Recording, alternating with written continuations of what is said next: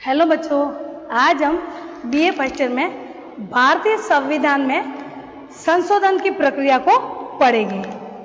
संशोधन प्रक्रिया यानी संविधान में किसी बातों को जोड़ना, उसको कहते हैं संशोधन प्रक्रिया। इस प्रकार से आज हम संशोधन प्रक्रिया की बात करेंगे। तो संशोधन प्रक्रिया की हमें आवश्यकता क्यों पड़ी? भारतीय लोगों को भारतीय संविधान में ये संशोधन करने की प्रक्रिया की जरूरत क्यों पड़ी?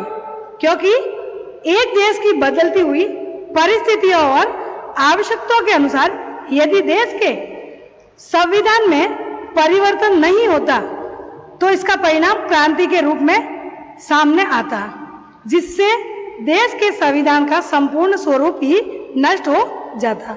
इस प्रकार लगभग प्रत्येक संविधान में संशोधन की व्यवस्था रहती है। भारतीय संविधान के निर्माता भी देश के संविधान में संशोधन की आवश्यकता से अवगत थे और इस बात से भी परिचित थे। इस बात के लिए भी परिचित थे कि संविधान में संशोधन की पद्धति बहुत अधिक कठिन नहीं होनी चाहिए। इस दृष्टिकोण को अपनाते हुए पंडित जवाहरलाल नेहरू ने संविधान सभा में कहा था कि यद्यपि जहां तक संभव है हम इस संविधान को एक ठोस और स्थायी संविधान का रूप देना चाहते हैं। संविधान में कोई स्थायित्व नहीं होता, इसमें कुछ लचीलेपन होना ही चाहिए। यदि आप इसे कठोर एवं स्थायी बनाते हैं तो आप एक राष्ट्र की प्रगति पर, जीवित, प्राणवत और शरीरधारी शक्तियों की प्रगति पर रोक लगा रहे हैं। कुल मिलाकर यही कहा कि देश के विकास के लिए संशोधन बहुत ही जरूरी है। परिस्थिति बार बार बदलती ही रहती है। तो इसकी प्रक्रिया हम पढ़ेंगे। भारत के द्वारा संघात्मक शासन व्यवस्था को अपनाया गया है, यानी शक्तियों का बंटवारा, केंद्र और राज्यों के बीच में शक्तियों का बंटवारा, संघ सूची, राज्य सूची और समवर्ती सूची। संघ सूची में केंद्र सरकार कानून बनाएगी, राज्य सूची में राज्य सरकार और समवर्ती सूची में दोनों कानून बनाएगी। और इसमें विवाद हो जाए तो संघ सूची या समवर्ती सूची में केंद्र सरकारी कानून बनाएगी। तो संघात्मक यानी शक्तियों का बंटवारा, केंद्र राज्यों के बीच में शक्तियों का बंटवारा। अतः संयुक्त राज्य अमेरिका, ऑस्ट्रेलिया और स्विट्जरलैंड के संविधानों की तरह भारत के द्वारा एक कठोर संविधान को अपनाया गया, लेकिन संविधान निर्माता अमेरिका जैसे अत्यधिक कठोर संविधान को अपनाने से उत्पन्न होने वाली कठिनाइयों से परिचित थे। अतः उसके द्वारा संविधान के संशोधन के लिए एक ऐसी प्रक्रिया को अपनाया गया जो न तो इंग्लैंड के संविधान की तरह अत्यधिक लचीला है और न ही अमेरिका के संविधान की तरह बहुत ही कठोर। पंडित जवाहरलाल नेहरू के संबंध में संविधान सभा में कहा था कि यद्यपि जहां तक संभव हो हम इस संविधान को एक ठोस और स्थायी संविधान का रूप देना चाहते हैं। संविधान में कोई स्थायित्व नहीं होता, इसमें कुछ लचीलापन होना ही चाहिए।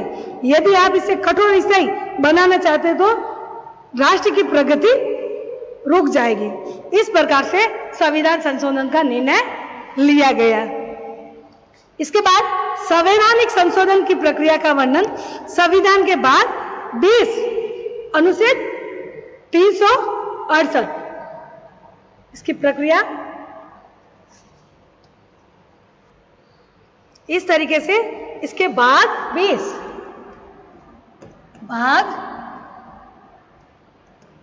20 और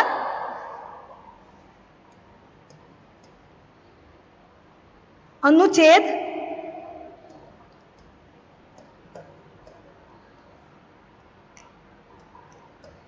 368 में किया गया, यानी भाग 20 और 368 के तहत इसमें संवैधानिक संशोधन किया जाएगा। अनुच्छेद 368 में यानी 368 में संविधान संशोधन की 2 प्रक्रियाओं का उल्लेख किया गया है, लेकिन संविधान में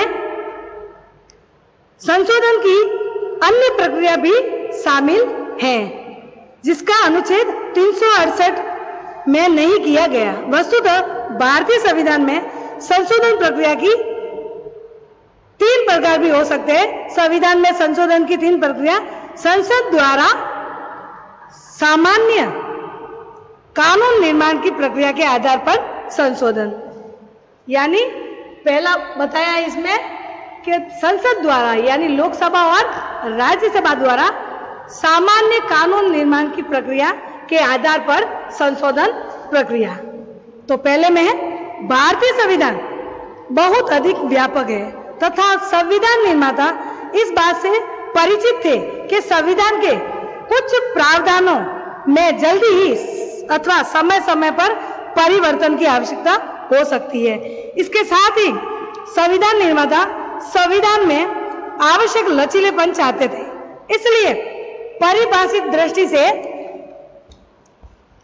संविधान कठोर होते हुए भी इस संविधान के कुछ अंश ऐसे हैं जिसमें संबंध में भारतीय संसद के दोनों सदन अलग अलग साधारण बहुमत से प्रस्ताव पारित कर राष्ट्रपति के पास स्वीकृति के लिए भेज सकते हैं और राष्ट्रपति की स्वीकृति मिलने पर संविधान में इस आशय का संशोधन हो जाता है। राज्यों के क्षेत्र, सीमा और राज्य में परिवर्तन कुछ शर्तों के साथ राज्य विधानमंडलों के द्वितीय सदन का गठन और समाप्ति, नागरिकता, अनुसूचित जातियां, अनुसूचित जनजातियां से संबंधित व्यवस्था, संसदीय विशेषाधिकार, संसदीय गण पूर्ति संसद द्वारा कानून निर्माण हेतु अपनाई गई है। इस प्रक्रिया तथा द्वितीय अनुसूची की यह व्यवस्था की गई है। संविधान में संशोधन की इस प्रक्रिया में अनुच्छेद 368 में नहीं कहा गया है, वरन संविधान में तत्संबंध अनुच्छेदों में यह बताया गया है कि इसमें संसद साधारण बहुमत से संशोधित या संशोधन कर सकेगा और अनुच्छेद 368 की प्रक्रिया इस पर लागू नहीं होगी। यानी कि सामान्य बहुमत संसद द्वारा, लोकसभा और राज्यसभा द्वारा सामान्य बहुमत द्वारा भी ये कानून का निर्माण कर सकते हैं। इसमें 368 में नहीं है, फिर भी ये रखा गया क्योंकि हमने कठोर और लचीला दोनों ही प्रक्रिया ली है। इसलिए कठोर कानून में दोनों के संसद के दोनों सदन, लोकसभा और राज्यसभा में अलग अलग विशेष बहुमत द्वारा अलग अलग किया जा सकता है, लेकिन संसद का सामान्य कानून में ऐसी कोई बात नहीं, किसी में भी संशोधित किया जा सकता है। दूसरा पॉइंट है संसद के विशेष बहुमत द्वारा संशोधन की प्रक्रिया। संसद द्वारा विशिष्ट बहुमत द्वारा संशोधन की प्रक्रिया, इसमें हम पढ़ेंगे। इसके अंतर्गत संविधान के वे व्यवस्थाएं आती हैं जिसमें संसद के विशिष्ट बहुमत द्वारा ही संशोधन किया जा सकता है। संविधान के ऐसे संशोधन का विधेयक संसद के किसी भी सदन में प्रस्तावित किया जा सकता है, यानी संसद के लोकसभा या राज्यसभा में कहीं पर भी किया जा सकता है। यदि संसद का वह सदन कुछ सदस्य संख्या के बहुमत तथा उपस्थिति और मतदान में भाग लेने वाले सदस्यों के 2/3 बहुमत से उस विधेयक को पारित कर दे तो वह दूसरे सदस्य में भेज दिया जाता है और उस सदन में भी इसी प्रकार पारित होने के बाद वह राष्ट्रपति की अनुमति के से संविधान का अंग बन जाता है। मूल अधिकार, नीति निर्देशक तत्व तथा संविधान की अन्य व्यवस्था जो प्रथम और तीसरी श्रेणी में नहीं आती, इसी के अंतर्गत आता है। कहने का मतलब संसद का विशिष्ट बहुमत में दोनों में, ये तो किसी में भी शुरू हो सकता है, लोकसभा में भी ये बहुमत स्टार्ट हो सकता है और राज्यसभा में भी वो विधेयक पारित कर सकते हैं, लेकिन शर्त है कि लोकसभा 2/3 बहुमत द्वारा पारित करने के बाद राज्यसभा में भेजेंगे, राज्यसभा में 2/3 बहुमत द्वारा पारित होने के बाद राष्ट्रपति के पास भेजेंगे, राष्ट्रपति की स्वीकृति के बाद ये संविधान में संशोधन हो जाएगा, यानी संविधान में ये कानून जोड़ा जा सकता है। तीसरी प्रक्रिया है संसद के विशिष्ट बहुमत और राज्य विधानमंडलों के अनुमोदन से संशोधन प्रक्रिया, यानी संसद के विशिष्ट बहुमत और राज्य विधानमंडल यानी राज्यों की व्यवस्थापिका के अनुमोदन से संशोधित किया जा सकता है। तो राज्यों की विधान मंडलों में कहीं पर 2 सदनीय है, कहीं पे 1 सदनीय है। द्विसदनीय वहां पे व्यवस्था ये विधान मंडल या विधान परिषद, दूसरी है विधान परिषद, विधान मंडल और विधान परिषद। तो राजस्थान में 7 जगह पे दो ये द्विसदनीय संसद है, विधान मंडल और विधान परिषद। राजस्थान में विधान मंडलीय है, यानी 1 सदनीय संसद ही है। राज्यों की बात कह रही हूं कि राज्यों के विधानमंडलों में। तो इसमें कैसी व्यवस्था है?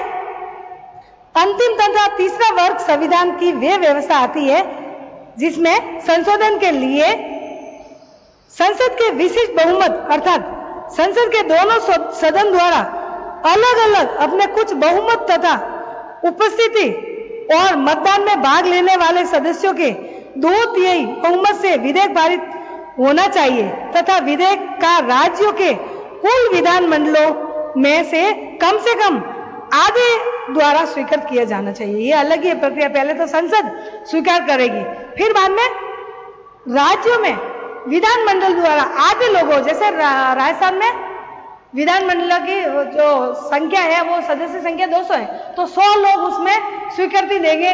संसद पहले पारित करेगा, फिर जाके विधानमंडल उनको पारित करेगा, तब जाके आधे लोग, तब जाके वो कानून बनेगा। संविधान की प्रक्रिया, संविधान के उपमंडलों में संविधान की प्रक्रिया में अलग अलग बात बताई है। जैसे राष्ट्रपति का निर्वाचन 1954 में, राष्ट्रपति के निर्वाचन की पद्धति अनुच्छेद 55 में, संघ की कार्यपालिका शक्ति का विस्तार अनुच्छेद 73 में, राज्यों की कार्यपालिका की शक्ति का विस्तार अनुच्छेद 162 में, संघीय क्षेत्रों के लिए उच्च न्यायालय अनुच्छेद 241, संघीय न्यायपालिका संविधान के भाग 5 का अध्याय 4 में, राज्यों में उच्च न्यायालय भाग 6 और 5 में, संघ तथा राज्यों में विधायी संबंध भाग 11 का अध्याय 1 में, 7वीं अनुसूची में से कोई भी सूची जोड़ी जा सकती है।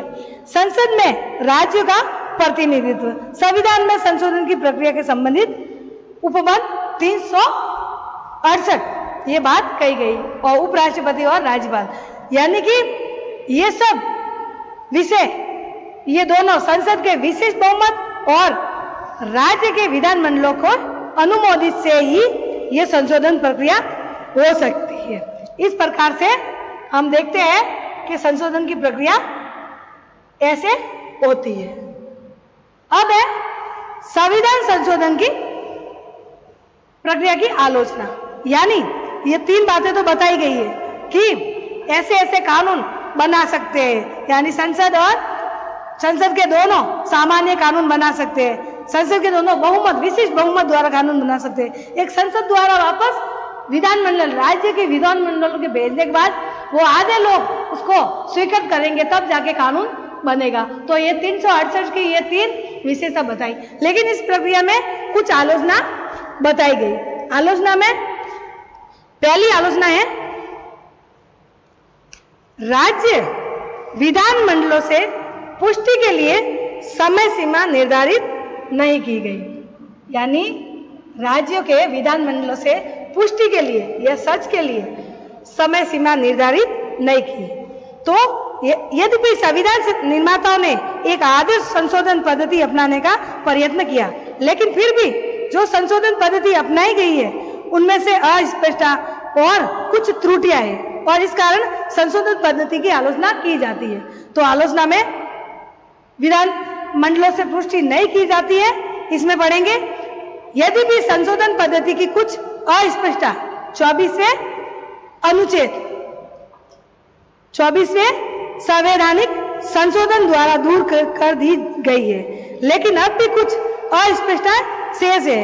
संविधान ये निर्धारित नहीं कर सकता कि संविधान के तीसरा वर्ग, संविधान का तीसरा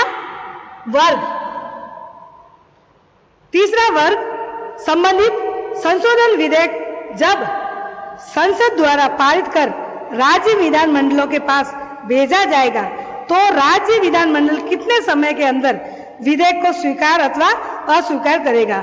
राज्य विधानमंडल अनावश्यक देरी का मार्ग अपनाकर संशोधन प्रक्रिया में बाधक बन सकती है। कहने का मतलब कि इसमें राज्य विधानमंडल द्वारा ये पुष्टि नहीं की जा सकती कि समय सीमा के बाद राज्य विधानमंडल में जाएगा ये कानून बनने के लिए, तो स्वीकृति के बाद कितने समय के बाद उनको केंद्र सरकार के पास भेजना, ये पुष्टि नहीं है। इसलिए वो देरी कर सकता है और कानून रद्द हो सकता है, नई सरकार बन सकती है उस समय में, या फिर लोकसभा भंग हो सकती है। तो इस प्रक्रिया में ये विधानमंडल जो कानून बनाए तो फिर बाद में वहां देरी कर सकती है। दूसरी आलोचना है संशोधन विधेयक पर दोनों सदनों के मतभेदों को दूर करने की व्यवस्था नहीं। यानी दूसरी आलोचना में है, यदि साधारण विधेयक के संबंध में संसद के दोनों सदनों के बीच मतभेद की स्थिति उत्पन्न हो तो अनुच्छेद 108 के अंतर्गत राष्ट्रपति दोनों सदनों की सम्मिलित बैठक बुला सकता है। लेकिन संविधान संशोधन विधेयक पर मतभेद की स्थिति में दोनों सदनों के सम्मिलित बैठक की व्यवस्था नहीं की गई। मतभेदों को सुलझाने की व्यवस्था के अभाव में राज्यसभा कुछ उदाहरण में संविधान संशोधन के कार्य में बाधक बन गई है। 1970 में राज्यसभा के राजाओं के प्रीवी पर्स उन्मूलन संबंधी संविधान संशोधन विधेयक अस्वीकार किया गया था। प्रीवी पर्स यानी उस समय राजा महाराजों को वेतन भत्ते सरकार द्वारा मिलते थे, उनको समाप्त करने के लिए ये विधेयक पारित किया था। और अगस्त 1978 में राज्यसभा ने लोकसभा द्वारा पारित 44वें संवैधानिक संशोधन के 5 धाराओं को रद्द कर दिया था। इसी प्रकार 1989 में राज्यसभा ने 64वें और 65वें संविधान संशोधन विधेयक की अस्वीकार कर दिया गया। अप्रत्यक्ष रूप से निर्वाचन राज्यसभा के हाथ में संविधान संशोधन विधेयक को अंतिम रूप से अस्वीकार करने की शक्ति हो, इसे लोकतांत्रिक सिद्धांत के अनुकूल नहीं कहा जा सकता। भूतकाल में ऐसी स्थितियां रही है जबकि लोकसभा और राज्यसभा की दलीय संरचना में अंतर था। भविष्य में ऐसी स्थितियां उत्पन्न होने की संभावना अपेक्षाकृत अधिक है और ऐसी स्थिति में राज्यसभा अपनी इस शक्ति के आधार पर जनता की आकांक्षाओं के मार्ग पर बाधा डाल सकती है। यानी दूसरा सदन जो दोनों सदनों में मतभेद हो जाए तो व्यवस्था जो है लोकसभा कोई ये जैसे कि विधेयक पारित करती है तो राज्यसभा उनको रद्द कर सकती है या अस्वीकार कर सकती है। इसलिए इसमें बहुत देरी हो सकती है संविधान संशोधन में, तो ये त्रुटि भी इसमें रही है। तीसरी है संविधान में संशोधन हेतु राज्य विधानमंडलों के पास पहल की शक्ति नहीं। यानी संघात्मक व्यवस्था में अंतर्गत सामान्यतः राज्य विधानमंडल में संविधान संशोधन में पहल करने का अधिकार होता है, लेकिन भारतीय संविधान द्वारा राज्य विधानमंडल को इस प्रकार का कोई अधिकार नहीं दिया गया है, यानी राज्यों को नहीं दिया गया है। इसके अतिरिक्त संविधान में संशोधन के सभी प्रस्तावों पर विधानमंडल की पुष्टि आवश्यक नहीं है, यानी विधानमंडल की पुष्टि आवश्यक नहीं है। ऐसे अनुच्छेद संख्या में बहुत थोड़े जिसके संशोधन के लिए कम से कम आधे राज्यों के विधानमंडलों की स्वीकृति आवश्यक है। संविधान का बहुत बड़ा ऐसा भाग है जिसमें संशोधन की शक्ति संघीय संसद को एकाकी रूप में सौंपी गई। आलोचकों का मत है कि विधानमंडलों को संशोधन कार्य के पर्याप्त शक्ति प्रदान न कर संघात्मक सिद्धांत की अवहेलना की। यानी संविधान संशोधन को शुरुआत सिर्फ संसद ही करेगी, केंद्र सरकार की व्यवस्थापिका और राज्यसभा वो ही पहल करेगी संशोधन के लिए, विधानमंडल नहीं कर सकती। इसलिए इस पर यह आरोप है कि जब राज्यों को पहल के लिए यानी संविधान में विधेयक लाने के लिए संशोधन करने के लिए पहल करने की नहीं दी अनुमति, तो फिर बाद में संघात्मक व्यवस्था की ये अवहेलना हुई, यानी ये सही नहीं है। विधानमंडलों को भी पहल के लिए या वो पहले कानून बनाने के लिए शक्ति देनी चाहिए। लास्ट है संविधान संशोधन विधेयकों पर जनमत संग्रह की व्यवस्था नहीं, यानी लोकतांत्रिक व्यवस्थाओं के अंतर्गत सामान्यतः संविधान संशोधन विधेयक के संबंध में लोक निर्णय या जनमत संग्रह, यानी लोगों को उस पर वोट देना या जनमत, जनता की आज्ञा से, जनता कहेगा हाँ ये होना चाहिए, पूछना जनता से। किसी किसी राज्य में, देशों में तो है कि जनता द्वारा जनमत किया जाता है, अमेरिका में है कि जनता द्वारा पूछा जाता है कि ये कानून बने या नहीं बने, लेकिन भारत में ऐसी कोई भी बात नहीं रखी गई है जिससे संसद बहुमत प्राप्त दल मनमानी कर सकता है, क्योंकि जनता से कोई राय नहीं ले सकता। और संशोधन प्रक्रिया में प्रसंग के अंतिम शक्ति जनता के हाथ में रहे, लेकिन भारतीय संविधान के अंतर्गत जनता को संविधान संशोधन विधेयक स्वीकृति या अस्वीकृति की शक्ति प्रदान नहीं की गई। लोकसभा द्वारा पारित 44वें संविधान संशोधन में संविधान के मूल ढांचों के संबंध में लोक निर्णय की व्यवस्था का प्रस्ताव था, लेकिन राज्यसभा ने इसे अस्वीकार कर दिया। आलोचकों के अनुसार संवैधानिक संशोधन या संविधान के मूल ढांचे के संबंध में लोक निर्णय की व्यवस्था का अभाव है। एक और तो लोकतांत्रिक सिद्धांत का निरादर है और दूसरी ओर इसमें संसद में बहुमत प्राप्त दल को मनमानी करने पर प्रोत्साहित दिया, यानी जनता को कुछ भी नहीं पूछा गया, जनमत संग्रह नहीं किया गया, कोई ऐसी कानून बने तो जनता को पूछे नहीं। इसलिए संविधान संशोधन में लोकसभा और राज्यसभा अपने मनमानी कर सकती है, कैसा भी कानून बना सकती है। भारतीय संविधान की संशोधन प्रक्रिया में इस कमियों के बावजूद इस बात से इनकार नहीं किया जा सकता कि संशोधन प्रक्रिया व्यवहारिक दृष्टि से बिल्कुल ठीक है, यानी इतनी आलोचना होने के बाद भी ये बात आई है कि इतनी आलोचना है फिर भी भारत की संविधान संशोधन की प्रक्रिया ठीक है। भारतीय संविधान वस्तुतः लचीलेपन और कठोरता का अपूर्व मिश्रण है। विश्व के अन्य संघात्मक संविधानों की तुलना में ये लचीला है, लेकिन भारत के संविधान निर्माताओं के द्वारा संविधान के अन्य उपबंधों की तरह संवैधानिक संशोधन में भी सैद्धांतिक उलझनों को खोने के बजाय व्यवहारिकता के मार्ग को अपनाया गया है। इस प्रकार से भारतीय संविधान में संशोधन की सुंदर प्रक्रिया, क्योंकि इसमें लचीलेपन और जटिलता के अति के बीच का है। इस तरीके से संविधान में संशोधन की प्रक्रिया को अपनाते हुए भारतीय संविधान में आज जुलाई 1912 ईस्वी में 1997 संवैधानिक संशोधन हो चुके, 2014 में 99 हो चुके और 2016 तक